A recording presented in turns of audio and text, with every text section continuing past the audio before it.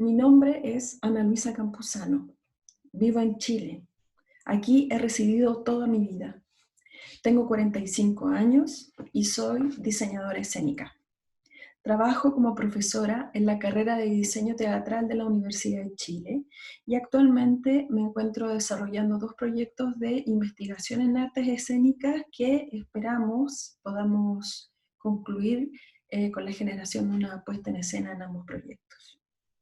Esta conferencia está siendo grabada el 16 de abril del 2020, después de casi 4 semanas de confinamiento en Santiago de Chile. Antes que todo, deseo agradecer al Museo Universitario del Chopo, a su área de artes vivas, por la invitación a participar de este ejercicio de elaboración de pensamiento de forma remota, en solitario, pero pensando en otros, en ustedes. La metodología de esta exposición consiste en la lectura informal de un breve texto que comenta las principales ideas que se gatillan a partir de una serie de preguntas sugeridas por el Museo del Chopo a fin de estimular ciertas respuestas. En la medida que avance la lectura, realizaré algunas citas, mostraré un par de intervenciones creadas durante los últimos meses en Chile que me resultan vinculantes a la idea de las artes vivas y finalmente comentaré parte de un registro de lo desplegado en las movilizaciones sociales desde el 18 de octubre del 2019 hasta el 18 de marzo del 2020, día en el cual se declara en estado de catástrofe a Chile debido a la pandemia por coronavirus a nivel mundial. Primera cita.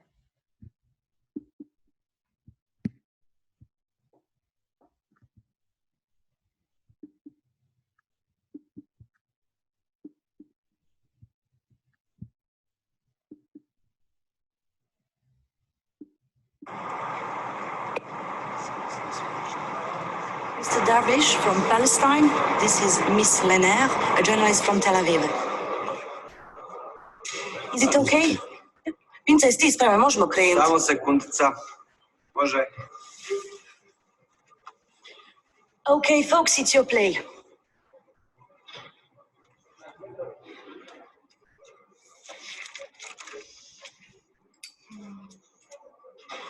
מחמוד דרוויש, כתבת, זה הכופה את ההיסטוריה שלו, יורש את ארץ המילים. האם אתה לא ממעיט בקשר של הישראלים עם האדמה הזו? כשאתה מוסיף שאין מקום למשורר ההומרי, ושאתה מנסה להיות המשורר של טרויה, ושאתה אוהב מובסים, תיזהר, אתה מתחיל להישמע יהודי. آمل ذلك، فهذا أمر حسن الصيت في هذه الأيام، لكن الحقيقة لها وجهان. لقد استمعنا إلى الرواية الإغريقية وسمعنا أحيانا صوت الضحية الطروادية على لسان يوريبيدس. أما أنا فإنني أبحث عن شاعر طروادة، لأن طروادة لم تروي حكايتها، وأتساءل هل الشعب أو البلد الذي له شعراء كبار يملك الحق في السيطرة على شعب آخر لا شعراء له؟ وهل غياب الشعر عند شعب يشكل سببا كافيا لهزيمته؟ هل الشعر إيماء أم هو أحد أدوات السلطة؟ هل بإمكان شعب أن يكون قويا دون أن يكتب شعرا؟ أنا ابن شعب غير معترف به بما فيه الكفاية حتى الآن. أريد أن أتكلم باسم الغائب، باسم شاعر طروادة، فإن الوحي الشعري والمشاعر الإنسانية قد تظهر أكبر في الهزيمة مما هي في النصر. في الخسارة أيضا شاعرية عميقة، وقد تكون هناك شاعرية أعمق في الخسارة. ولو كنت أنتمي إلى معسكر المنتصرين لشاركت في مظاهرات التضامن مع الضحايا. هل تعلمين لماذا نحن الفلسطينيين مشهورون؟ لأنكم أنتم أعداؤنا. إن الاهتمام بنا نابع من الاهتمام بالمسألة اليهودية. نعم، الاهتمام بك وليس بي أنا. إذن نحن قليلو الحظ في أن تكون إسرائيل هي عدونا، لأنها تحظى بمؤيدين لا حد لهم في العالم. ونحن أيضا محظوظون لأن تكون إسرائيل عدونا، لأن اليهود هم مركز اهتمام العالم. لذلك ألحقتم بنا الهزيمة وأعطيتمونا الشهرة. لقد ألحقتم بنا الهزيمة، ولكن منحتمونا الشهرة. אנחנו שר התעמולה שלכם. نعم، أنتم وزارة دعايتنا، لأن العالم يهتم بكم أكثر مما يهتم بنا، وليست لدي أي أوهام حول هذا الأمر. בראיונות פלסטינה כמטאפורה, אמרת, אם لا גם أعتقد أن בשירה هناك הם نهاية ינצחו لشعب אותנו, זה יהיה أو הסוף. لشعب. لابد أن خطأ ما قد وقع في هذا الاقتباس، ولكن هناك معنى آخر، وأنه لا الضحية ولا الهزيمة تقاس بعبارات عسكرية.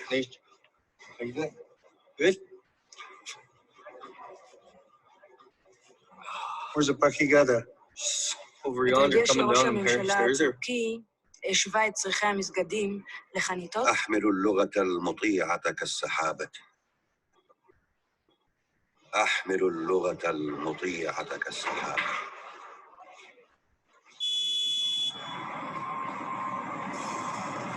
إن شعبا بلا شعب وشعب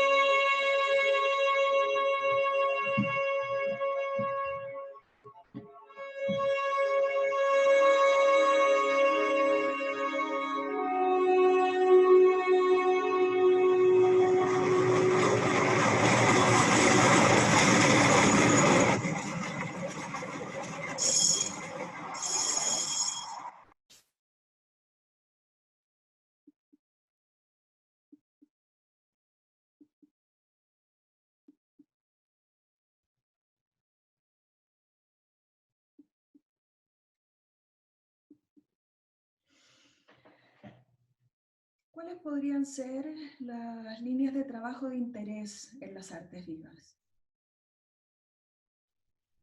Mi línea de trabajo principal es la memoria, pues esta me resulta un agente movilizador de nuestros relatos y determinante para la constitución del trabajo artístico, académico e investigativo. Lo movilizador de la memoria desde mi perspectiva se constituye a propósito de las relaciones que establecemos con otros sujetos, con otros documentos, con otras oralidades, es decir, en diálogo con un contexto, en comunidad, ante la mirada, ante la escucha de otros. Es por aquello que acepto esta invitación y de esta forma, a propósito de las preguntas sugeridas, observar de forma inevitable el vívido presente al que asistimos, el que me posibilita establecer ciertos vínculos que pueden ayudar a comprender las artes vivas como un hacer que, apareciendo desde lo eventual, amplía nuestra percepción cotidiana para así remecer nuestros cuerpos, haciéndonos visibles nuevas, otras y distintas relaciones con la realidad. Segunda cita.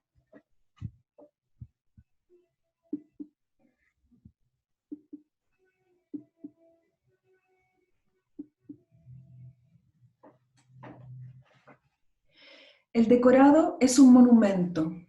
El monumento representa 100 veces ampliado a un hombre que hizo historia. Una esperanza no se cumplió. El monumento está tirado en el piso, demolido 3 años después de las exequias oficiales del igualmente odiado y venerado por quienes lo sucedieron en el poder. La piedra está habitada. En los amplios agujeros de la nariz y los ojos, en los pliegues de la piel y del uniforme del monumento derribado, reside el sector indigente de la población de la metrópolis. Al tiempo de rigor, después de la caída del monumento, le sucede la sublevación. Mi drama, si aún tuviera lugar, sería en la época de la sublevación. La sublevación se inicia de manera de paseo, un paseo contrario a las leyes del tránsito, en horas de trabajo. La calle es de los peatones. Aquí y allá se vuelca algún auto. Pesadilla de un lanzador de cuchillos. Desplazamiento lento por una calle de mano única hasta llegar irrevocablemente a una playa de estacionamiento cerrada por peatones armados. Mi lugar, si mi drama se siguiese produciendo, estaría a ambos lados del frente, entre los frentes, encima de ellos.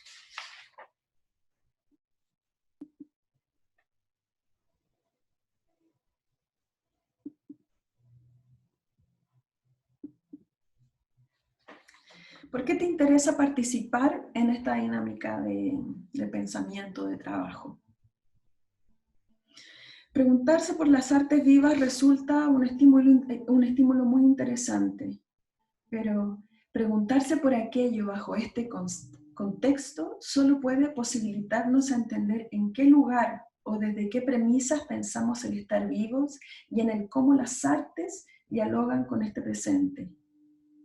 Poner en tensión nuestra posición sobre qué tan cerca o qué tan lejanos estamos frente a esa pulsión de vida que contiene lo que hacemos, podría resultarnos parte importante de la respuesta sobre cómo entender las artes vivas hoy. ¿Cómo definirías las artes vivas? Para intentar una definición de lo que significaría aquello, comenzaré desde una impresión, desde un recuerdo que me parece que en este momento resulta muy pertinente, el momento de la muerte. Cuando alguien muy cercano y querido muere, nos ocurre algo en el pensamiento y evidentemente en el cuerpo que resulta coincidente. Aquello que nos acontece puede resultarnos provocador de muchos sentires, rabia, impotencia, congoja y en algunos casos cierta paz o tranquilidad, pero sin duda algo nos atraviesa. En nuestro pensamiento algo se desata al mismo tiempo en que irremediablemente sentimos una profunda pérdida, dejándole a nuestro cuerpo sentir esa ausencia, y como una vertiginosa paradoja, aquella ausencia hace emerger otra capacidad en nuestra mirada, sin freno posible para indicarnos que algo se modificó irremediablemente en nuestra existencia. Esta pérdida-ausencia visibiliza aquello que siempre hemos tenido atento a emerger en nuestro pensamiento, para decirnos que nuestro cuerpo ha sido habitado secretamente durante años por una cuestión que únicamente se despliega con total urgencia a partir de aquel presente de la muerte. Pero, ¿qué sería lo desplegado? ¿Qué fue lo que se reveló en ese preciso instante permitiéndonos reconocer algo distinto de lo vivido hasta ese momento?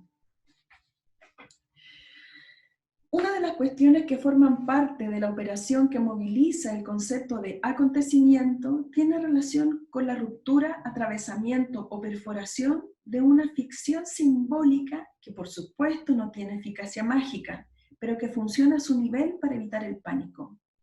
Zizek le llama a aquello nuestro significante maestro, el cual pone orden en una situación de confusión, confiriéndole la estabilidad del significado, es decir, una especie de representación que nos protege de lo que creemos nos desestabiliza.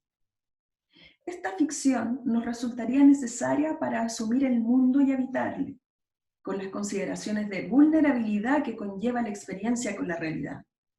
Este significante maestro resultaría comparable a una especie de velo, filtro, tamiz, separación o distancia desde donde nuestro mirar se constituye, operando como un elemento mediador en la comprensión de la realidad, la cual, a propósito de su violencia, posibilita la creencia en esta materialidad de aceptación de lo cotidiano, cegándonos a lo real. Lo que el acontecimiento hace para lograr ser visibilizado es precisamente destruir toda posibilidad de existencia de ese significante maestro, pues las propias condiciones de la realidad ya no podrían sostener aquella representación, provocando en el sujeto una profunda alteración de los órdenes construidos y organizados de nuestra realidad, afectando cuerpo y pensamiento. Sería así como el efecto que provoca en nosotros el presente de la muerte coincide con lo que nos ocurre en aquel presente de destrucción de nuestro significante maestro. La alteración de nuestra existencia desata lo que siempre supimos que estaba allí escondido, que secretamente deseábamos que ocurriera, para así completar parte fundamental de nuestra existencia.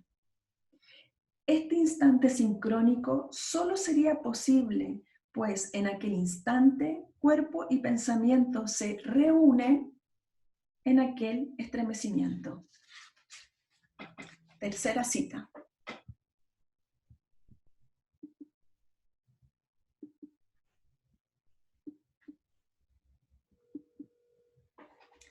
El año 2010 se cargó luego de otras resonancias, las del cataclismo, el terremoto grado 8,8 en la escala de Mercalli en 2010, y de la derrota electoral del bloque de la Concertación, que abandonó el gobierno después de 20 años, traspasándole el poder a la alianza de derecha liderada por Sebastián Piñera.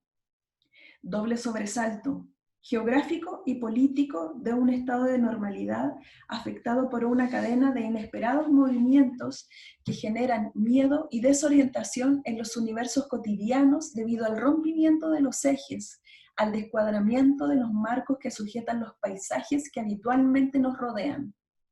Desplazamientos y extravíos de lo común y lo familiar, trastornos de sensaciones, percepciones y comprensiones de la normalidad, resquebrajamiento de las certezas, pertenencias y tranquilidades, desfondamiento de las bases que sostienen un ordenamiento del mundo, precariedad, conmoción y vulnerabilidad de los sentidos.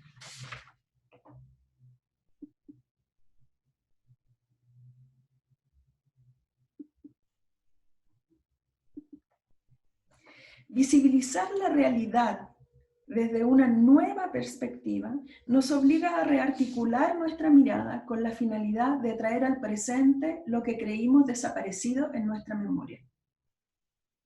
Esta remembranza se despliega no solo a partir de eventos desestabilizadores de la realidad, lo que no vimos venir, por ejemplo, sino precisamente desde aquello que no reconociéndole conscientemente nunca dejó de pulsar en nuestra subjetividad. Zizek lo explica como lo conocido desconocido, las cosas que no sabemos que sabemos, un conocimiento articulado simbólicamente ignorado por el sujeto, las creencias y las suposiciones negadas de las que ni siquiera somos conscientes y que se adhieren a nosotros. Para detonar esa acción visible del sujeto, para detonar esa acción visible, el sujeto requiere de un evento que altere las narrativas del certero presente que habita, es decir, sus circunstancias.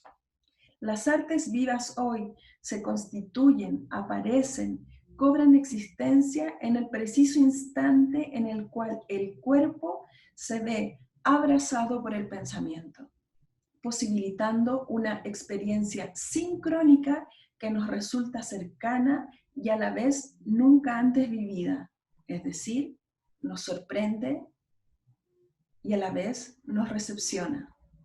Pues habría algo de íntimo, propio, conocido, pero también colectivo en aquello. La potencia del lugar común entre cuerpo y pensamiento sería de tal magnitud que aquel encuentro nos posibilitaría a abrir nuestra mirada hacia la realidad a partir de un pensamiento-cuerpo que nos moviliza hacia el sentir propio y el sentir colectivo. El accionar de las artes vivas no resulta posible de reconocer en una elaboración a posteriori de lo que acontece. La acción viva supera la distancia con el pensamiento y nos sitúa en un atropellamiento entre uno y otro, pensamiento y cuerpo, que nos referencia al contexto colectivo como el único espacio desde donde es posible volver a mirar la realidad. Cuarta cita.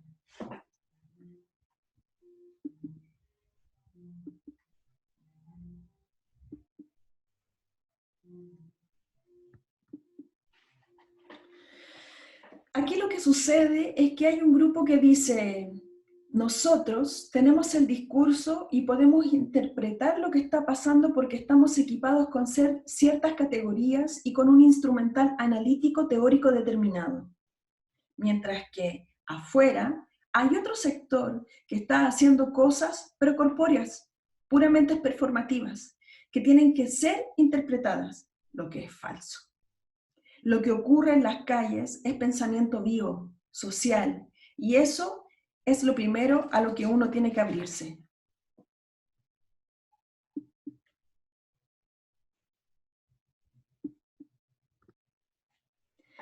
Bajo el marco de este pensar las artes vivas, creo relevante proponerles dos intervenciones que ponen en evidencia este acontecer en los cuerpos en otros soportes que resultan igual de significativos en este espacio de definición de las artes vivas.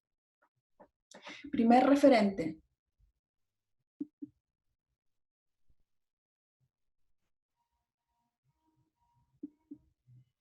Cito a Cheryl Lynette, creadora de este trabajo. La yeguada latinoamericana surge a raíz de una performance que se tituló La yeguada latinoamericana, en la que salimos con jumper, que es una especie de vestido que es parte del uniforme que usan las estudiantes de primaria y secundaria en Chile, de color verde olivo o verde institucional, así le llaman a ese color de tela en la tienda. Al tener ese color de vestuario, los pacos y las pacas, así se les dice a los carabineros o a la policía urbana en Chile, ¿ya?, con las que nos encontramos, detectaban inmediatamente nuestra presencia, ya que en el contexto en que fue realizada la acción fue durante la marcha por el orgullo de ser tú mismo el 1 de julio del 2017. Estas imágenes corresponden a esa acción. Lo interesante de esta acción es que define o propone un término que sin duda nos vuelve a remitir al encuentro entre cuerpo y pensamiento, acuerparse, cuya definición o significación estaría dada, en palabras de Sayak Valencia, como la apropiación de los discursos de la crítica anticolonial, el transfeminismo del sur, el imaginario post-porno, el antimilitarismo, la ruptura del antropocentrismo a través de lo transespecie y la corpodecolonialidad, 8 de junio del 2018. Pero en esta búsqueda de definir o caracterizar qué podrían ser las artes vivas, no puedo dejar de pensar en acciones que trazan otros cuerpos culturales simbólicos, urbanos, que permiten acuerparse de otras capas de subjetividad en los sujetos.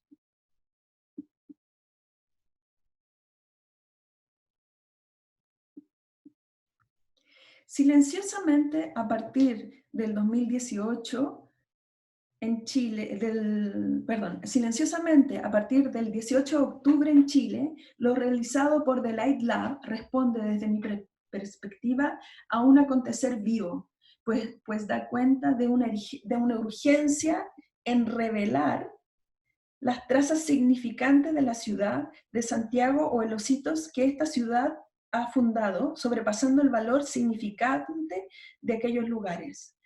El edificio que ustedes están viendo en esas imágenes corresponde a un edificio muy importante que está en Plaza Italia, actual Plaza Dignidad, que es un edificio de una de telefonía, ¿ya?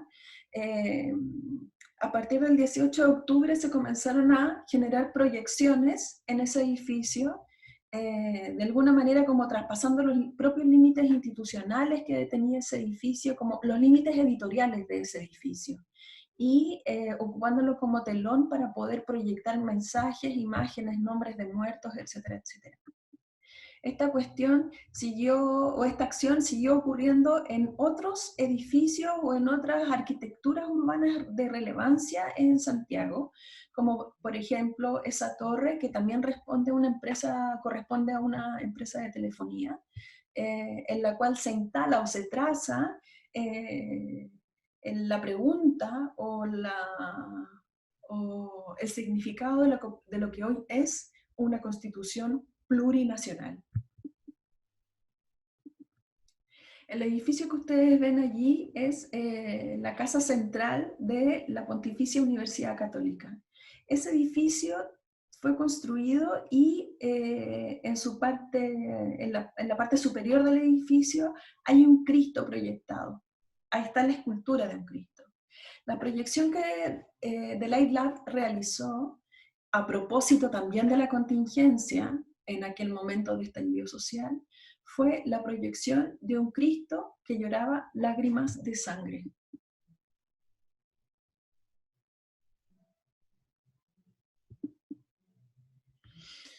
Posteriormente se siguieron haciendo otras intervenciones de The Light Lab en Plaza Dignidad, en los edificios que bordean Plaza Dignidad, a propósito de los 8 de marzo y las protestas que han habido durante el último tiempo. Y en especial esta acción responde a una crisis ambiental vivida por una localidad que está en la quinta región, que se llama Quintero, en la cual fue declarada zona de sacrificio por el nivel de daño que generaba esta empresa a la población cercana.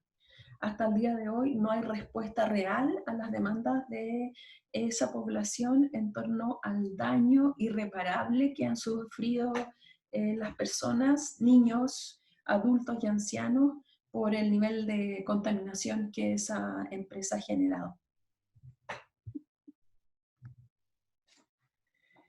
¿Cómo podrías definir el contexto de producción local en artes vivas? En Chile, el contexto de producción de las artes vivas responde a modelos muy restringidos de creación y difusión. Así lo puedo evaluar hasta ahora. Pero hoy creo que resulta de poco valor dicha respuesta, pues tengo la sensación de que nada de lo que ocurra responderá a lo que fue. Y desde ahí solo podría decir que casi todo está perdido o por lo menos está extraviado en la producción escénica a nivel nacional. Tras casi 4 semanas de confinamiento, me pregunto, ¿desde dónde hoy se producen las artes vivas o dónde se producirán? Pues al parecer, el contexto óptimo de producción tiene que ver con una urgencia, la de accionar el presente.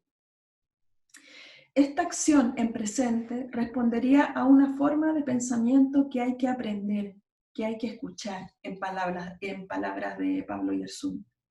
Hoy, la materialidad de las artes vivas solo puede ser enunciada en un contexto que supera el proceso productivo como nos era conocido hasta el momento, pues escapa a la estructura, se constituye fuera, en el margen. Su ámbito de producción obedece al encuentro entre cuerpo y pensamiento que abraza la idea de comunidad, pues aquella idea respondería a un lugar y una memoria que se reconoce común, viva y urgente. En este punto de ruptura del sistema de producción de capital, ¿cómo asimilas ese efecto en el campo de producción del arte actual en general y en particular de las artes vivas? No daría por sentado que el sistema de producción de capital se encuentre en una ruptura, ni por mucho fisurado. Puede que esa distinción sea visible en algunos países de Occidente, pero para evidenciar una real ruptura de este modelo, sería necesario mayor radicalidad respecto a las condiciones bajo las cuales se privilegia el bienestar de las personas versus la solvencia económica en este contexto epidémico o pandémico. Existe un cruce muy interesante en el cómo los estados liberales latinoamericanos han abordado este contexto, pues aún les resulta dominable desde lo económico esta pandemia. Por lo mismo, habrá que ver cuando la tensión pase y comencemos a habitar este planeta de otra forma, si las mismas fuerzas que han hecho estallar nuestra realidad se vuelven a reunir. Si esa idea de comunidad, con una memoria que se reconoce común, viva y urgente, sigue latente en este silencioso y precario periodo de espera. En Chile, el medio artístico en general se ha vuelto tremendamente vulnerado en su dimensión económica. El 80% o más de los trabajadores de la cultura y el arte han sufrido la merma en sus ingresos económicos, cuestión que ha estado cruzado por cierre de salas, paralización de financiamiento a nivel institucional, seguridad social inexistente y una flexibilidad laboral que solo da cuenta de un ámbito productivo que se sostiene a través del trabajo freelance. Es así como, además de aquello, constitucionalmente el arte y la cultura no dependen de un financiamiento permanente del Estado. Aquellas palabras no aparecen mencionadas en el documento que es la base fundamental y jurídica de nuestro país.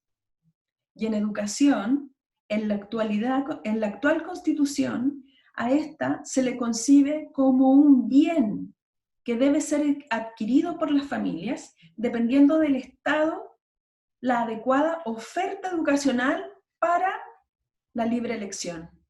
Es por esto que calificaría este momento de falsa ruptura y por lo mismo de falsa calma.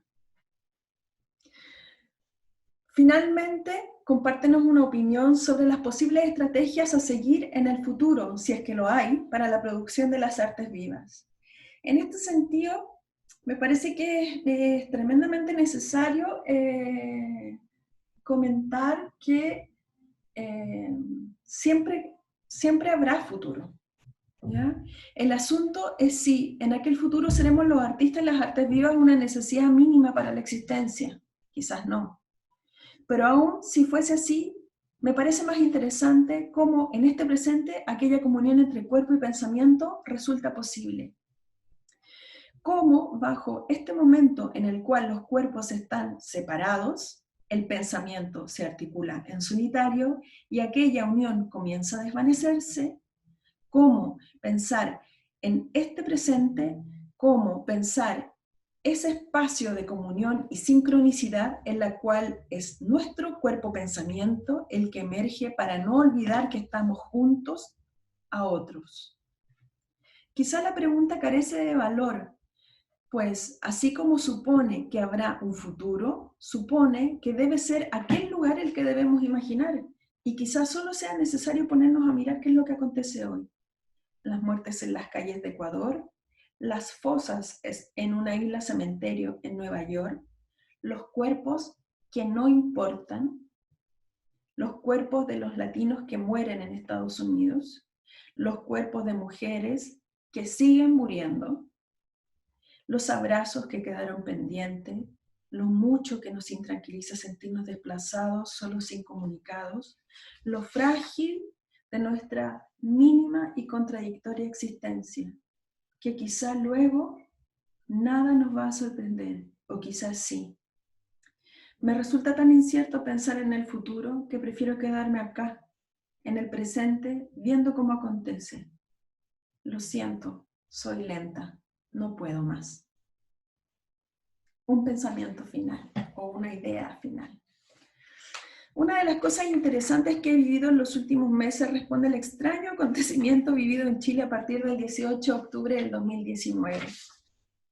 Lo interesante de esto es reconocer que por mucho tiempo pensamos sentirnos solos y equivocados, y de un momento a otro, el que estaba justo al lado pensó, sintió y accionó igual que yo, sin establecer acuerdos. Sin establecer acuerdos, la emergencia de cierto sentido en común desde una mirada fraterna, no moral. En ese sentido, más que comentar un pensamiento final, me gustaría mostrarles parte de un archivo recogido durante noviembre y diciembre en Santiago de Chile, el cual, desde mi perspectiva, expresa una puesta en acción de un sentido en común.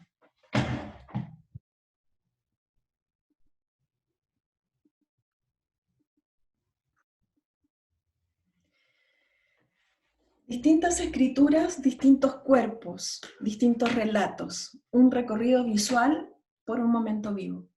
La siguiente selección de imágenes obedece a un registro propio y de otros de lo acontecido en Chile a partir del 18 de octubre del 2019 y que exhibe parte de los cuerpos en acciones que develan una producción visual viva, en movimiento y en comunidad.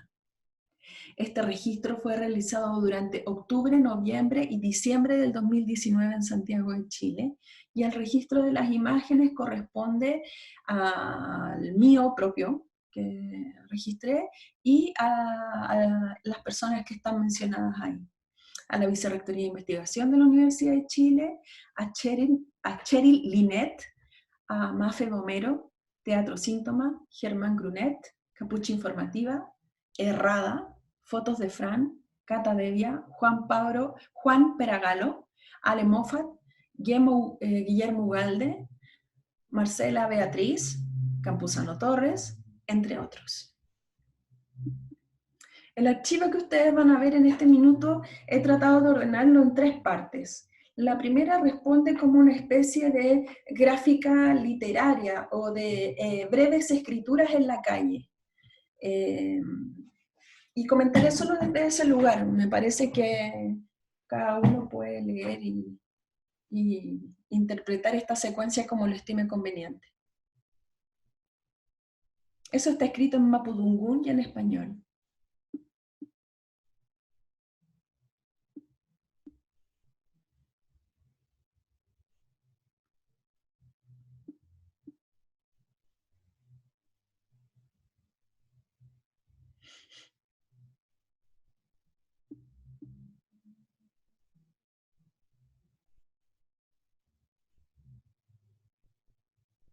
Resulta curioso que una de las frases más interesantes o que ha provocado más durante la movilización o el estallido social en Chile es hasta que valga la pena vivir.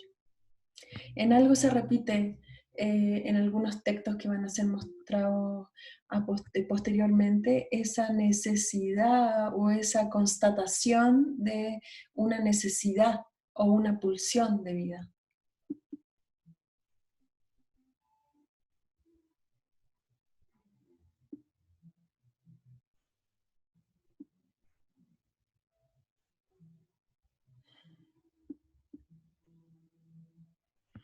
Este ejercicio me parece también súper interesante, porque la cita de Guernica a la cita del estallido social en octubre del 2019, que está intervenido no solamente a través de la cita pictórica, digamos, sino que además está intervenido considerando o manteniendo algunas figuras del cuadro original, pero introduciéndole determinados códigos que han respondido a las movilizaciones que han habido en Chile. Y en ese sentido tenemos cierta gráfica del metro, las fuerzas especiales, las cacerolas, la bandera chilena en negro de luto, cierta infraestructura comercial quemada y algunos signos de violencia que están instalados por ahí, el fuego. Me parece muy gráficamente muy interesante el ejercicio realizado con esta pintura. Aún naif me parece que es tremendamente cierto este mensaje.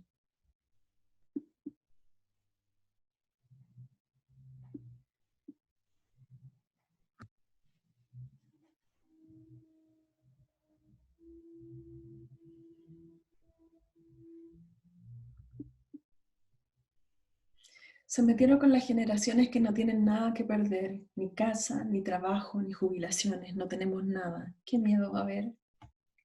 A eso me refería con esta como hasta que valga la pena vivir.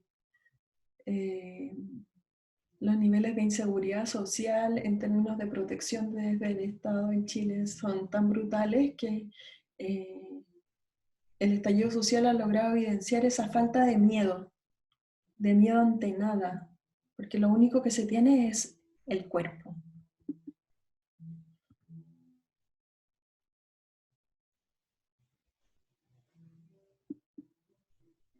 Si no hay otra opción que esta no nos mate, sino que mediante nuestra insurrección cotidiana nos resignifique. Sayak Valencia.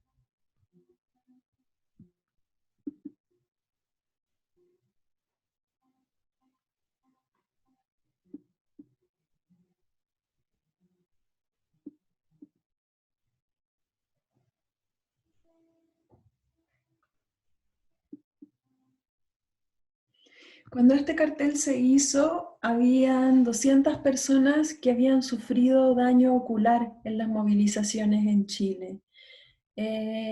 Algunas organizaciones de derechos humanos han calificado aquello como no una casualidad, sino que como una estrategia de mutilación clara y directa hacia la población. Actualmente la cifra final de personas que terminaron con daño ocular son alrededor de 460 personas. Daño ocular severo. En algunos casos pérdida de la visión, en otros casos explosión del globo ocular y en algunos casos explosión del globo ocular en ambos ojos. No dejo de preguntarme por qué los ojos. Me parece que es interesante detenerse ahí. Me seguiré preguntando hasta que le encuentre una respuesta. En eso estoy por lo menos. Esta imagen fue una imagen que se repitió con varios ministros de Estado de Piñera. Me parece que esta imagen es la más significante porque este señor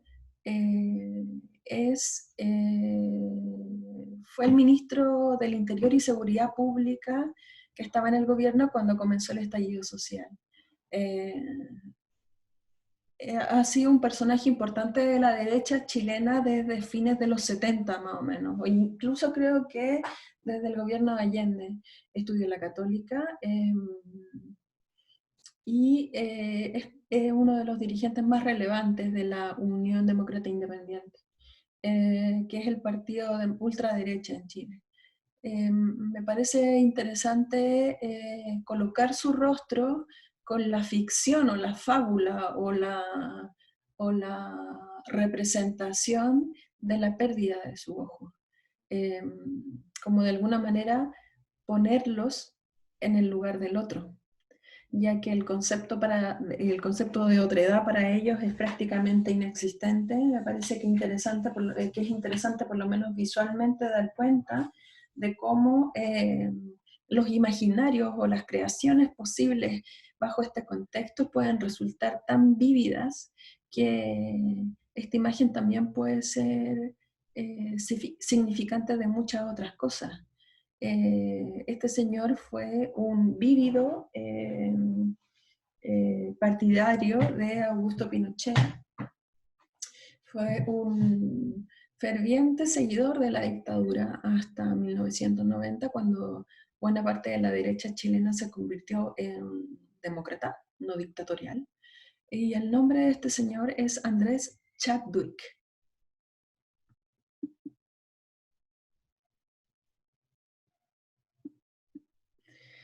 Lo que viene en adelante son unas pocas fotos de acciones que se generaron fuera del espacio de movilización y fuera de la región metropolitana, de la capital, en la cual determinados agentes o determinadas personas o cuerpos mostraron su solidaridad con lo que estaba pasando no solamente en Santiago, sino que también en regiones.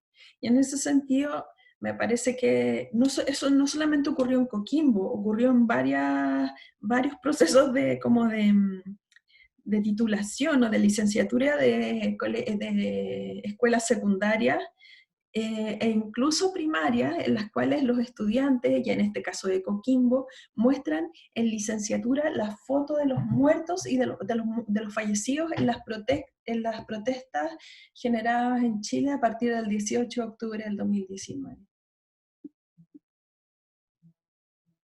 Muchas de estas acciones operaban de manera espontánea o no preparada, digamos. Y eso también me parece muy interesante, sin ensayo. Médicos del Hospital Regional de Antofagasta protestaron contra el uso de balines en manifestaciones. Y esta acción se ha replicado mucho en diferentes momentos y en diferentes contextos. Han habido otros servicios de salud que han actuado de la misma manera. Han habido marchas en las cuales mucha gente va con un ojo parchado. Y eso me parece importante, como de alguna manera ya esta cuestión supera los agentes que generamos, o al parecer debiéramos generar algún tipo de relación artística o creativa o sensible. Ya lo vivo o estas artes vivas ya podrían formar, estas expresiones de artes vivas ya podrían formar parte de ese registro de artes vivas fuera del mundo del arte o fuera del espacio de la creación del arte. Desde el 18 de octubre se ha mantenido un equipo importante de rescatistas que resulta un voluntariado en la zona de sacrificio que es Plaza Italia, actualmente Plaza Dignidad.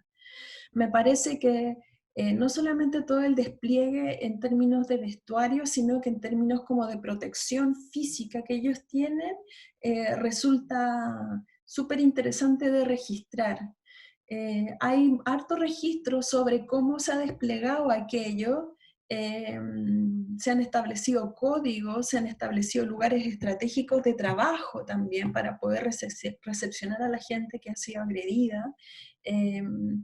Y, y me parece que hay algo de desplegado performáticamente en esa acción, que podría estar considerada en este marco de lo vivo o las artes vivas. Por ejemplo, muy copiado a partir como de lo que está pasando, lo que pasó en Japón también, como hay muchas de esos códigos de manifestación que se han copiado y de alguna manera se han reinstalado en Chile. Un cuerpo con balines. Y lo que viene ahora son ciertas intervenciones de cuerpos, ciertos despliegues performativos de cuerpos en la calle bajo el contexto de las movilizaciones.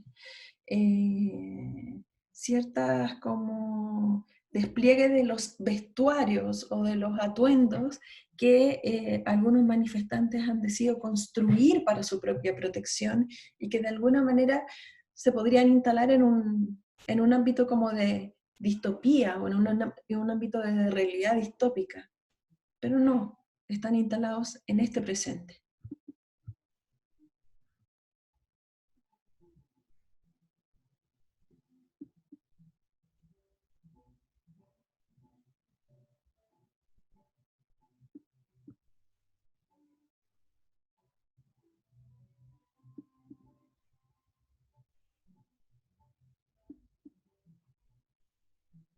los otros cuerpos. Estos también son otros cuerpos.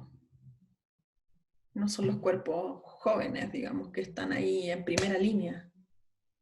Esta es una mujer, una señora, que probablemente tenga hijos, tenga una casa,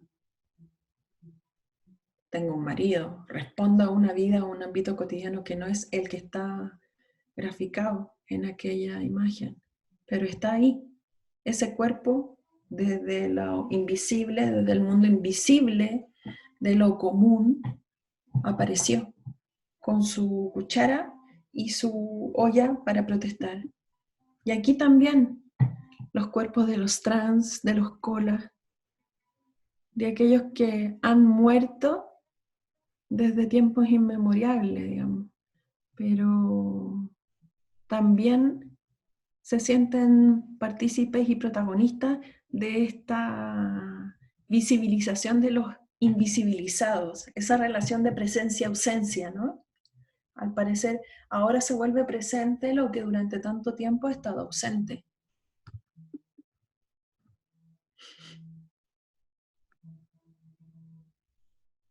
La performance del cuerpo, la performance del vestuario.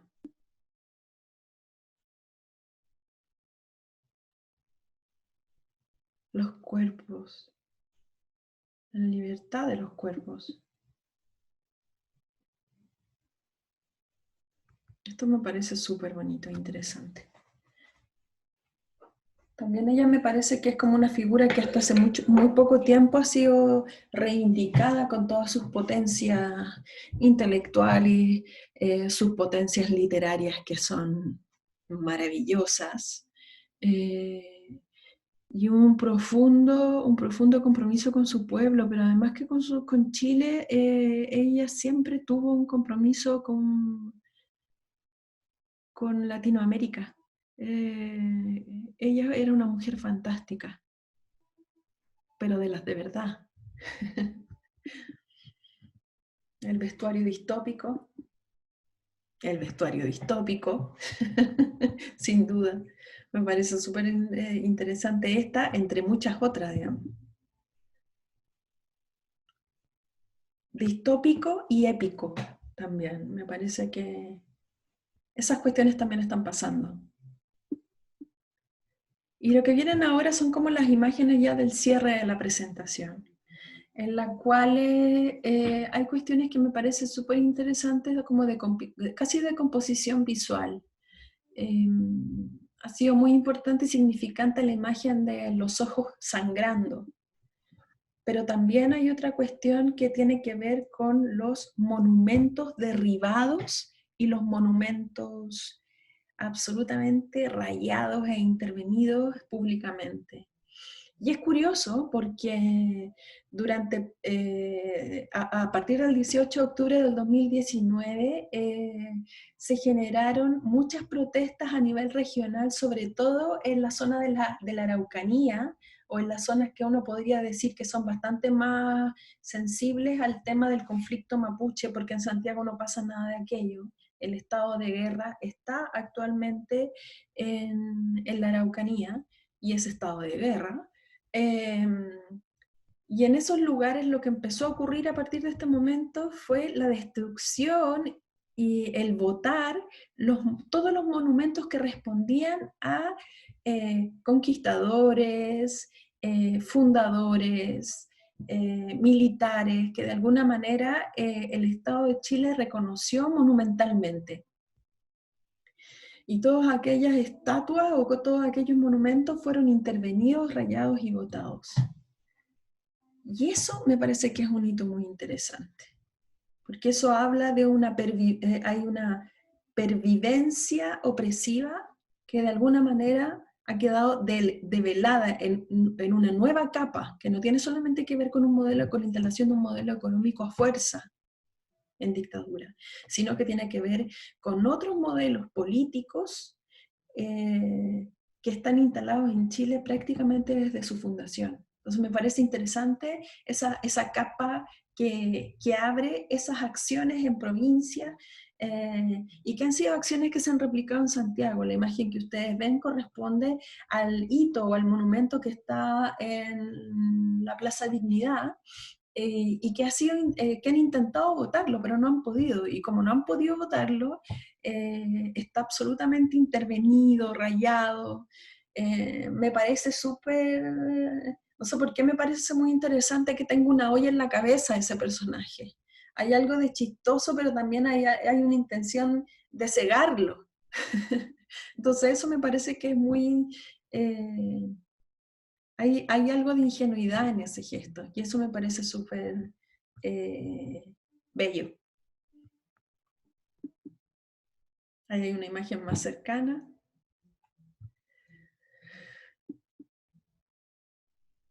Y ahí está una especie de pietà instalada desde lo casual. Esto responde a una foto en Las Tarrias, yo creo que debe ser esto, o cerca de Las Tarrias, que es muy cerca de Plaza Italia, en la cual parte de la manifestación entró a una iglesia y la quemó. Yo creo que esta estatua salió de esa iglesia y la tiraron en la calle. Pero son interesantes esas, cómo empiezan a aparecer compuestas a través de un ojo fotográfico, un criterio fotográfico, cómo empiezan a aparecer ciertas imágenes que nos resultan reconocibles con otros momentos de la historia. La pietà como imagen o como signo corporal no solamente aparece en esta foto, sino que yo incluso creo que yo he visto esta misma imagen en 2 películas de Cuarón. Entonces hay un motivo ahí que intenta pervivir, ¿cachai? En términos visuales, y eso me parece muy interesante. Un ojo en un manto de sangre, que eso me parece también como entre un poco, tiene una cualidad un poco cristiana, pero tiene una cualidad también como muy simple, porque es reconocible el gesto que se está realizando. Y esta foto la puse al final porque me parece súper, me llamó mucho la atención cuando la encontré en la calle. Prácticamente parte importante de la gente que hoy día está protestando así, cuerpo a cuerpo, son jóvenes de no más de 25 años, o quizás por ahí, yo creo, quizás más o quizás menos. Pero me parece súper interesante que esta imagen haya aparecido, pues no siempre al parecer tenemos la sensación de que la historia queda desaparecida o queda borrada permanentemente en la memoria de la gente joven. Y al parecer no es así.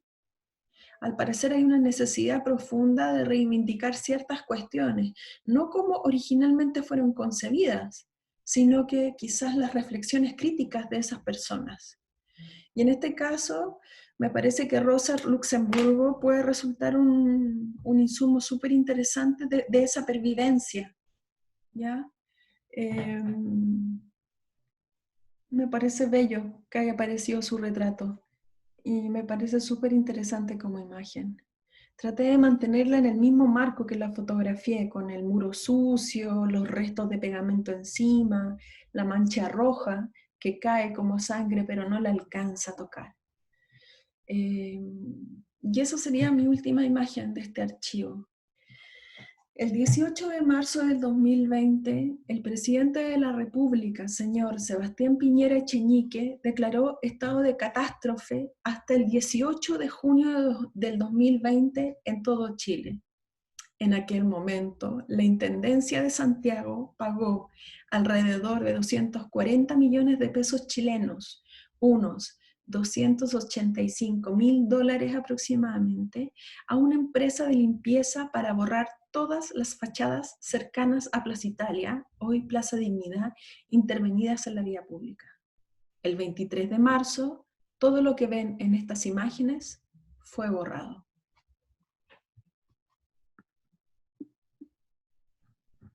Y la última cita. Fui un niño de un pueblo que no fue reconocido hasta hace poco, y deseé hablar en el nombre del ausente, en el nombre del pueblo troyano. Hay más inspiración y humanidad en la derrota que en la victoria. Si perteneciera al bando vencedor, demostraría mi ayuda a las víctimas. Mahmoud Darwish, Nuestra Música, 2004. Muchas gracias. Muchas gracias, me despido.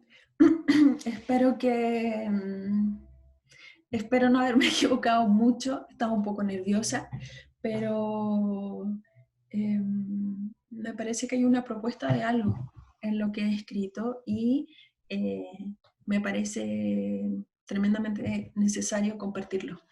Les mando abrazos virtuales. Espero que todos estén bien en sus contextos inmediatos y nos veremos por ahí, quizá. ¿Dónde? Chao.